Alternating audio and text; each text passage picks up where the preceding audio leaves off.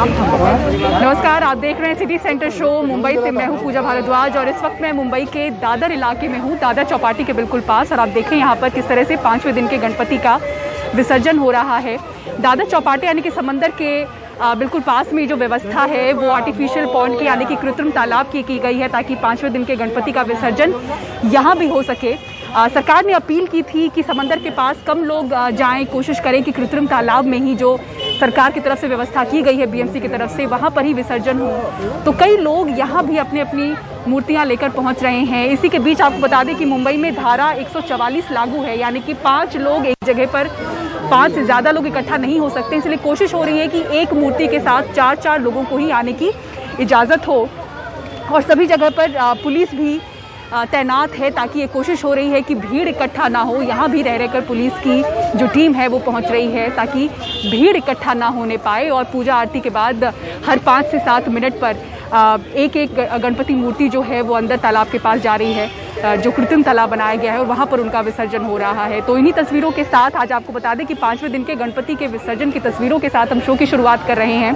और सबसे पहली जो खबर है वो भी हमारी मुंबई से ही है, जहाँ पर बलात्कार की घटना के बाद में पुलिस स्टेशनों पर निर्भया टीम का गठन किया जाएगा। ये फैसला लिया है मुंबई पुलिस ने। और जो ये टीम है, ये जो निर्भया स्क्वाड है, ये नज़र रखने वाली है वैसे आरोपियों पर जिनके खिलाफ महिलाओं से जुड़े गंभीर मामले दर्ज हैं। इसी के साथ हर टीम को एक अपनी पेट्रोलिंग वैन दी जाएगी जो कि नज़र रखने वाली है अकेले जाने वाली महिलाओं पर। तो किस तरह से निर्भया टीम का ये गठन होने वाला है और किस तरह से ये टीम काम करेगी, इसी खबर पर और ज़्यादा जानकारी दे रहे हैं हमारे सहयोगी सोहित मिश्रा। मुंबई पुलिस की अगर बात करें तो पहले एक 11 पॉइंटर की एक सर्कुलर सामने आई जिसमें बताया गया कि किस तरह से कई सारे कदम उठाए जाएंगे ताकि कहीं पर भी इस तरह के हादसे वापस ना हो, इस तरह के मामले सामने ना आए। लेकिन शाम होते होते और एक अहम चीज़ जो सामने आई है वो ये है कि मुंबई पुलिस ने निर्भया टीम का गठन किया है। निर्भया टीम का जो गठन किया गया है उसमें एक ऐसी टीम बनाई जाएगी जो हर एक पुलिस स्टेशन में होगी, जिनका काम ये होगा ऐसे लोगों पर नज़र बनाए रखना जो सेक्सुअल ऑफेंडर्स रहे हैं, जिनके खिलाफ पहले भी एक ऐसा इतिहास रहा है कि उन्होंने महिलाओं के साथ में कई सारे अत्याचार किए हों या उनके ऊपर इस तरह के कोई मामले हों।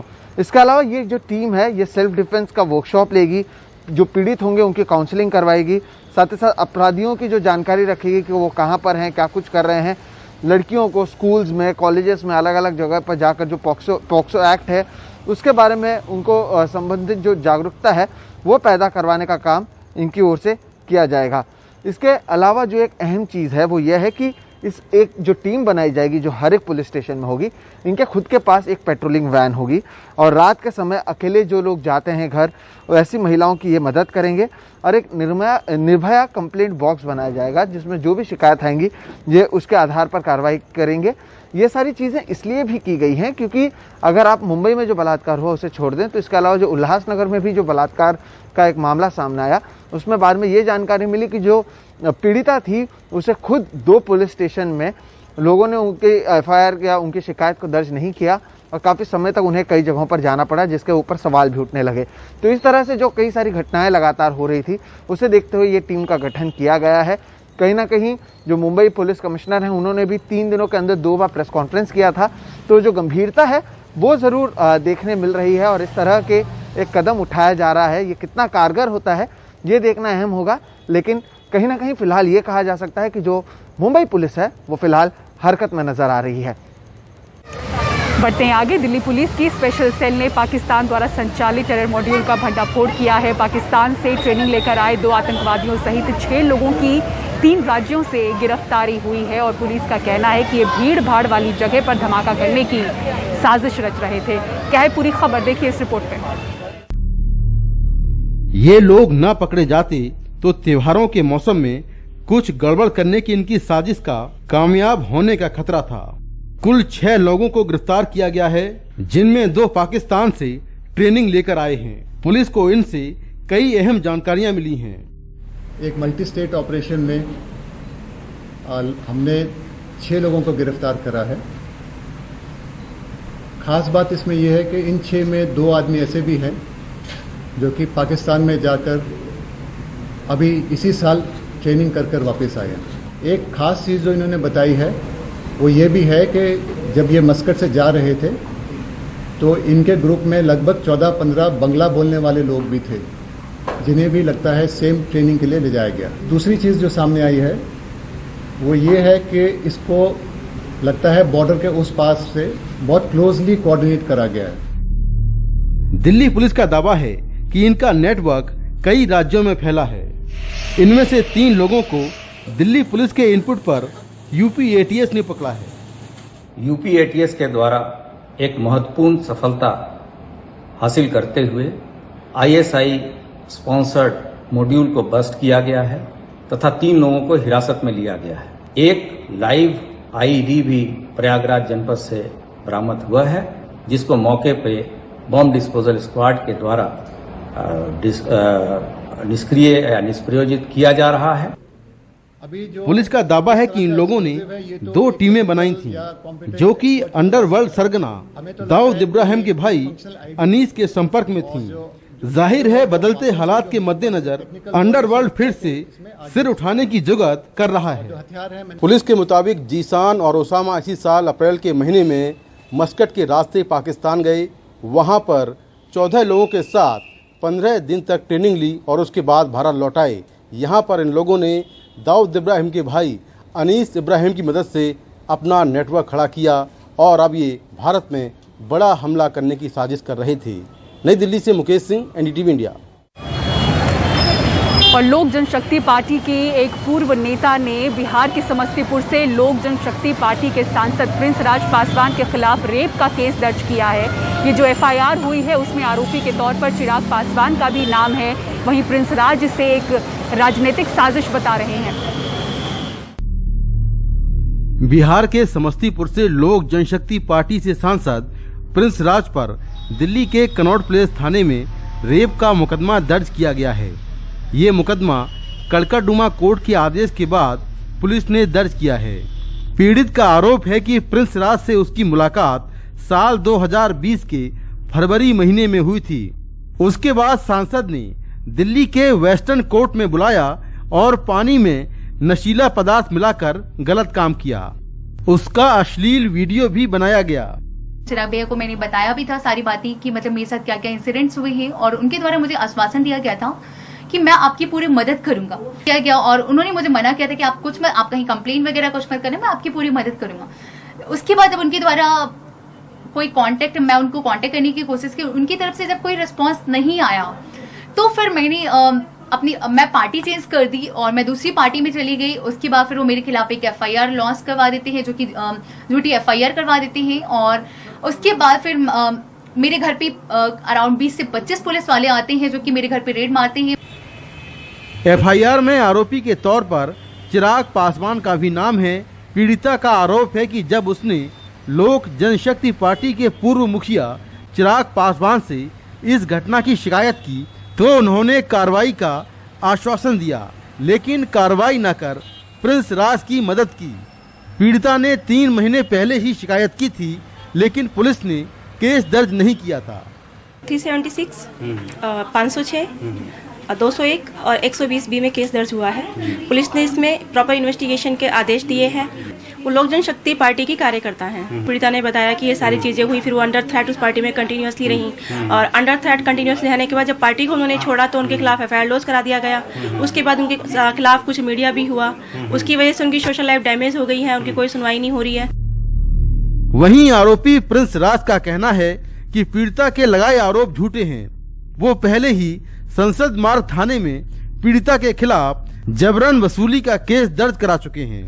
हालांकि पीड़िता के साथ संबंधों की बात को वो स्वीकार कर चुके हैं। ये केस एक फ्रिवलस केस है। एक्सटॉर्शन हुआ है, पैसे मांगे जा रहे थे, थ्रेट दिए जा रहे थे, धमकी दी जा रही थी। कंप्लेनेंट के द्वारा ही नहीं, उसके दोस्त के द्वारा, जो अमर करके उनका दोस्त है, उनके द्वारा भी धमकी दी जा रही थी और एक्सटेंशन हो रहा था। उस रिपोर्ट में ऐसा मेंशन भी है। दिल्ली पुलिस मामला दर्ज कर जांच में जुट गई है। इस मामले में पीड़िता के आरोप काफी गंभीर हैं, लेकिन शुरुआत में पुलिस ने कोई कार्रवाई नहीं की। अब कोर्ट के आदेश पर केस दर्ज हुआ है। वहीं आरोपी प्रिंस राज अपने आप को बेदाग बता रहे हैं। उनका कहना है कि इसके पीछे एक गहरी राजनीतिक साजिश है। अब देखना होगा कि किसके दावों में कितनी सच्चाई है और पुलिस की जांच में क्या कुछ निकल पाता है। नई दिल्ली से कैमरामैन मोहम्मद मुरसलीन के साथ मैं Mukesh Singh, NDTV India. Covid के बाद मानसिक तनाव की मार से गुजरते लोग, इस पर पूरी आपको रिपोर्ट दिखाएंगे। एक ब्रेक के बाद देखते रहिए सिटी सेंटर शो। इस कोविड काल में मानसिक स्वास्थ्य से जुड़ी समस्या एक बड़ी चिंता के तौर पर उभरती हुई नजर आ रही है और यही कारण है कि जो बीएमसी के तमाम अस्पताल हैं वहां 24 घंटे हेल्पलाइन की शुरुआत हुई है। जो पोस्ट कोविड ओपीडी हैं वहां पर 30 से 40 मरीज, नए मरीज बताया जा रहा है कि रोजाना पहुंच रहे हैं काउंसलिंग के लिए और भर्ती भी हो रहे हैं। ऐसे में जो मेडिकल एक्सपर्ट्स उनका कहना है कि कुछ मरीजों में संक्रमण के बाद दिमागी हिस्से में एक ऐसे हार्मोन की कमी हो जाती है जिससे नींद की समस्या, डिप्रेशन और मायूसी के वो शिकार हो रहे हैं। पूरी खबर देखिए।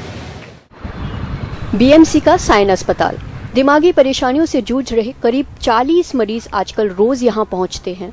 डॉक्टर बताते हैं कि संक्रमण के बाद कुछ मरीजों के दिमाग में सेरोटोनिन हार्मोन की कमी हो जाती है। सेरोटोनिन मूड, भूख, नींद और याददाश्त से जुड़ी गतिविधियों को नियंत्रित करता है। इसकी मात्रा कम होने से कई लोग नींद की समस्या, डिप्रेशन और मायूसी का शिकार हो रहे हैं। मेरा लड़का यहाँ देख रहे हो सो रहा है, बीमार पड़ा है। 21 अगस्त से इनका इलाज चालू है। इनको नींद का डिसऑर्डर हुआ है। हमारे पास रोज 30 से 40 नए मरीज आते हैं। ये ज़्यादातर लोगों को वो चिंता की बीमारी और मायूसी की बीमारी, जिसे एंजाइटी डिसऑर्डर और डिप्रेशन की बीमारी है। ब्रेन में जो हमारा दिमाग है उसमें एक सीरोटोनिन नाम का रसायन होता है, केमिकल होता है। तो कोविड के बाद कभी कभी वो बीमारी के कारण वो सीरोटोनिन नाम का जो केमिकल होता है उसकी मात्रा कम हो जाती है। पर अगर ये सीरोटोनिन केमिकल कम हो जाता है तो हमें उदास लगता है, निराश लगता है, खुशी महसूस नहीं होती है, नींद नहीं आती है, भूख नहीं लगती है, मायूसी छा जाती है, अवसाद हो जाता है और वो अवसाद में फिर नेगेटिव विचार, गलत विचार आने लगते हैं और उसमें कभी कभी ऐसे विचार आते हैं कि जिंदा रहने से क्या फ़ायदा, मैं मर जाऊं तो अच्छा है, आत्महत्या कर लूं तो अच्छा है। बीएमसी के अस्पताल मानसिक तनाव को कम करने की मुहिम भी चला रहे हैं। मानसिक समस्याओं से जूझ रहे मरीज पोस्ट कोविड वार्ड में भर्ती हो रहे हैं। लगभग सभी अस्पताल मेंटल हेल्थ की 24/7 हेल्पलाइन चला रहे हैं। कोविड के कारण तनाव के कई रूप दिखे हैं। सबसे बड़ी परेशानी बनकर उभरी है आर्थिक समस्या। वो माइल्ड डिप्रेशन के काफी पेशेंट है और हमारी जो पोस्ट कोविड ओपीडी है उसमें हमारे साइकियाट्रिस्ट कार्यरत है और वो उसकी देखभाल कर रहे हैं। क्योंकि इसमें कोविड की वजह से 2-3 चीजें हो गई है। एक तो कोविड की वजह से आर्थिक समस्याएं बहुत लोगों को आ रही है। जो लोग प्राइवेट में काम कर रहे हैं, प्राइवेट सेक्टर में, उन्हें कोविड की रजा जितनी गवर्नमेंट सेक्टर में दे रहे हैं उतनी मिलती नहीं है और ओवरऑल इकोनॉमी लो है। तो इसकी वजह से रोजगार या जिसे बोलता है तनख्वाह, उस पे प्राइवेट सेक्टर में काफी समस्याएं आ रही है। When the pandemic started, initially people felt it will get over soon, but now after 18 months also people don't know what. जब महामारी शुरू हुई थी तो लोगों को लगा था कि ये जल्दी खत्म होगा। अब 18 महीने बाद भी लोगों को पता नहीं है कि क्या होने वाला है।